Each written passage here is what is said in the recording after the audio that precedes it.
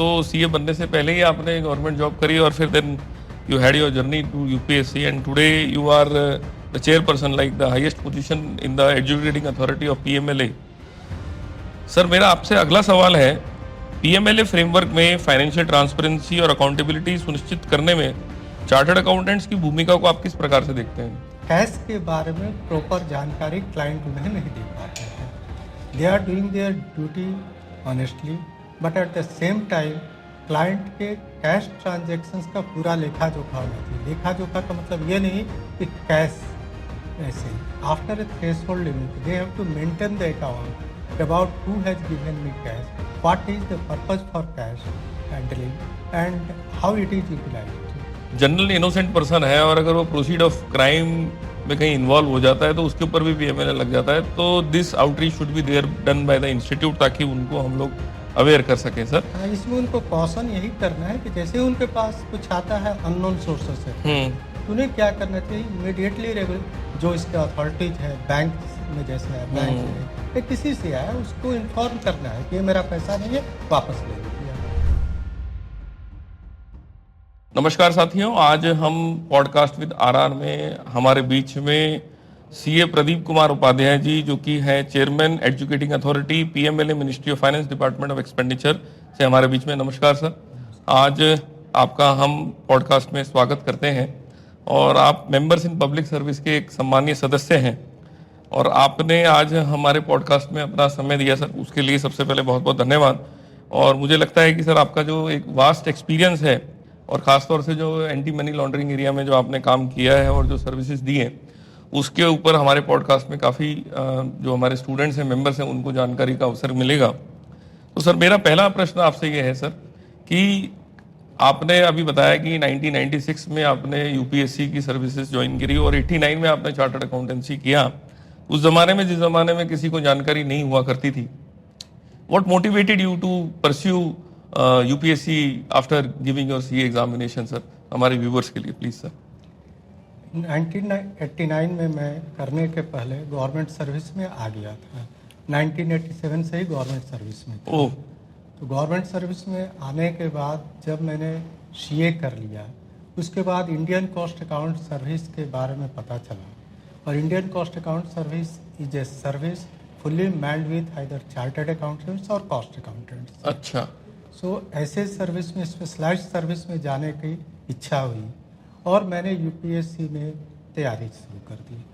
उसके बाद एक 94 में मेरा फॉर्म वगैरह हो गया, इंटरव्यू वगैरह हो गए, लेकिन ऑफर लेटर 96 में आया मुझे। ग्रेट सर, मतलब आप तो सीए बनने से पहले ही आपने गवर्नमेंट जॉब करी और फिर then you had your journey to UPSC and today you are the chairperson like the highest position in the educating authority of PMLA. Sir मेरा आपसे अगला सवाल है, पीएमएलए फ्रेमवर्क में फाइनेंशियल ट्रांसपेरेंसी और अकाउंटेबिलिटी सुनिश्चित करने में चार्टर्ड अकाउंटेंट्स की भूमिका को आप किस प्रकार से देखते हैं? चार्टर्ड अकाउंटेंट्स की भूमिका पीएमएलए फ्रेमवर्क में ट्रांसपेरेंसी को लेकर के बहुत ही अहम है, बहुत अहम है, क्योंकि they are not only financial manager, they are financial consultant also and they are doing a great job for the country. इसमें प्रॉब्लम कब आती है, जबकि क्लाइंट के साथ वो एडवाइज करने में कैश के बारे में प्रॉपर जानकारी क्लाइंट उन्हें नहीं दे पाते हैं। They are doing their duty honestly, but at the same time client के कैश ट्रांजैक्शंस का पूरा लेखा जोखा होना चाहिए। लेखा जोखा का मतलब ये नहीं कि कैश ऐसे after a threshold limit they have to maintain the account about who has given me cash, what is the purpose for cash handling and how it is utilized. So all these things अगर रहे transparent वे में तो cash में कोई problem नहीं है। दूसरी issue, इसमें सबसे वाइटल इशू जो मुझे नज़र आई है during my last 3 years training, वो आती है जब आप मेमोरेंडम आर्टिकल्स ड्राफ्ट करते हैं for a creation of a new company. New company create करना चार्टर्ड अकाउंटेंट का जॉब है, वो अपने काम को करते हैं, असिस्ट करते हैं in drafting so many papers. लेकिन एट द सेम टाइम अगर आपको पता चलता है कि एक ही प्लेस पर, एक छोटे से जगह पर 50 और 100 कंपनियां खुल रही है, तो आप रिपोर्टिंग एंटिटी तो है ही, आपको रिपोर्ट करना चाहिए। इन चीज़ों में कहीं ना कहीं हमें अपने मेंबर्स को ज़्यादा जागरूक बनाने की ज़रूरत है। उनको ये बताना है कि आपको कैश ट्रांजैक्शंस, इस तरह के वन एड्रेस मेनी कंपनीज, आजकल काफ़ी एमसीए भी जागरूक हो गया, बहुत सारे कंपनियों को डिलिस्ट कर रहा है। तो ऐसी स्थिति में उनको जागरूक करना होगा कि आपको कैसे वर्क करना है। आपके पास रेगुलेटरी फ्रेमवर्क है, वो वेल डिफाइंड है, लेकिन उसको इम्प्लीमेंटेशन भी उतना ही जरूरी है। ठीक बात है सर। आज हम लोग, हमारे बहुत सारे मेंबर्स ऐसे हैं चार्टर्ड अकाउंटेंट्स जो कि यंग हैं और उनको पब्लिक सर्विस के अंदर जाने के लिए आज की तारीख में हमारे मेंबर्स जाना चाहते हैं। उन चार्टर्ड अकाउंटेंट्स को जो कि पब्लिक सर्विस में अपना करियर बनाना चाहते हैं, उनको क्या गाइडेंस है आपका इस पॉडकास्ट के माध्यम से सर? मैं ये कहना चाहता था कि मैं जब ज्वाइन किया था उस समय 4 या 5 पोस्ट ही 2-3 साल में निकलते थे। ओके। आज के डेट में डिफरेंट डिपार्टमेंट्स में including Indian cost account service बहुत सारे पोस्ट निकलते हैं। लास्ट फ्यू इयर्स में तो even Indian cost account service में 40-50 पोस्ट हर साल निकला है। वैकेंसीज काफ़ी रही है। और other than this also Indian cost account service also different departments, different regulators like SEBI, आपके इल्टाई and so many others regulators है जिसमें कि चार्टर्ड अकाउंटेंट्स की डिमांड काफ़ी बड़ी है। अब इसके लिए उन्हों तैयारी करनी पड़ती है। नॉर्मली क्या होता है कि चार्टर्ड अकाउंटेंट अपने फील्ड में तो एक्सपर्ट होते हैं, लेकिन जनरल पब्लिक के जो कंसर्न है उसके बारे में अवेयरनेस नहीं होती है। तो कुछ जनरल अफेयर्स की भी, करंट अफेयर्स की भी जानकारी रखनी पड़ेगी। Not to the extent to of IAS examination, UPSC examination, but that should be, some knowledge should be there, some logical reasoning they must know, and उसके बाद जो अपना स्पेशलाइज्ड नॉलेज है उनको और ज़्यादा शार्पन करना है। मैं जब इंटरव्यू देता था तो उस समय मुझसे केवल एनपीवी IRR पे क्वेश्चन पूछे जाते हैं। आजकल एनपीवी IRR सब कोई भूल चुके हैं, बहुत आगे जा चुका है ये समझ।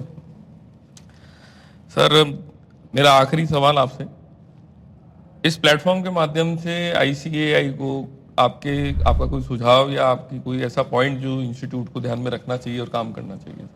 मेरे ख्याल से ICAI केवल एक इंस्टीट्यूट एजुकेशन देने के लिए नहीं है, इसका काम जनरल पब्लिक को भी अवेयर करना है।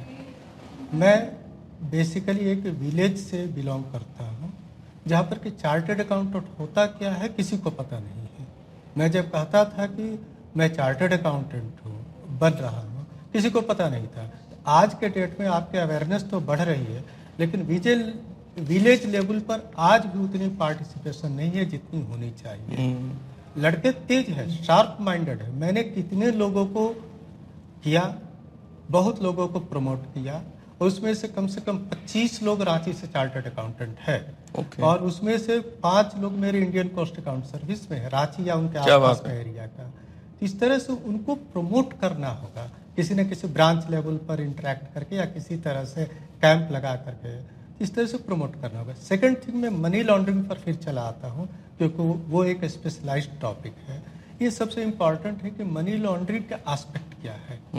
मनी लॉन्ड्रिंग का मतलब ये नहीं कि कोई केवल जो क्राइम से प्रोसीड्स आएगा वही होगा। इसमें इनोसेंट लोगों का भी हो जाता है। कैसे हो जाता है मनी लॉन्ड्रिंग में कि क्राइम किसी और ने किया, आप केवल, अगर आपके पास केवल अनएक्सप्लेन्ड कैश है that is not a problem ना, अनएक्सप्लेन्ड डिपॉजिट है उसके लिए इनकम टैक्स डिपार्टमेंट है। सही बात है। लेकिन उसी डिपॉजिट, उसी अनएक्सप्लेन्ड कैश पर अगर कोई ऑफेंस अंडर मनी लॉन्ड्रिंग जुड़ जाता है तो PMLA के दायरे में आता है। अच्छा। और ऐसे बहुत सारे केसेस क्रिप्टो करेंसीज और दूसरे में हवाला ट्रांजैक्शंस वगैरह में देखे जाते हैं कि by way of transfer some money is transferred to innocent person, he is not knowing how where from this money is coming, but since the proceeds of crime has gone to his account he can also be prosecuted. Okay. So all these things need to be explained to at least members. Right. And for larger dissemination of this information, you can go for the general Outreach. public also. Right. So मैं जो आपने आखिरी point बोला वो बहुत important point है कि अगर जनरल इनोसेंट पर्सन है और अगर वो प्रोसीड ऑफ क्राइम में कहीं इन्वॉल्व हो जाता है तो उसके ऊपर भी PMLA लग जाता है। तो this outreach should be there done by the institute ताकि उनको हम लोग अवेयर कर सकें सर। हाँ, इसमें उनको कॉशन यही करना है कि जैसे उनके पास कुछ आता है अननोन सोर्सेस से, तो उन्हें क्या करना चाहिए, इमीडिएटली रेगुलर जो इसके अथॉरिटीज है, बैंक में जैसे है, बैंक में या किसी से आया, उसको इन्फॉर्म करना है कि ये मेरा पैसा नहीं है, वापस ले लीजिए आप। Great sir, thank you so much for your valuable time. आज का डिस्कशन आई एम श्योर हमारे व्यूअर्स के लिए और हमारे स्टेक होल्डर्स के लिए, स्टूडेंट्स के लिए, मेंबर्स के लिए काफी महत्वपूर्ण रहेगा। और जो आपने आपकी जर्नी हम लोगों के बीच में शेयर करी है और आपने बताया, खासतौर से जो आखिरी में पीएमएलए से रिलेटेड आपने जो पॉइंट बताया, that will be very important for all the innocent people who may be directly or indirectly trapped under the offence of the PMLA. So on behalf of everyone, on behalf of members in service committee, I CA Rohit Wadia, the chairman of this committee, thanks to CA Pradeep Kumar Upadhyay ji for sparing one valuable time, sir. Thank you very much, sir. आपको भी बहुत बहुत thanks for inviting me. Sir, thank you so much, sir.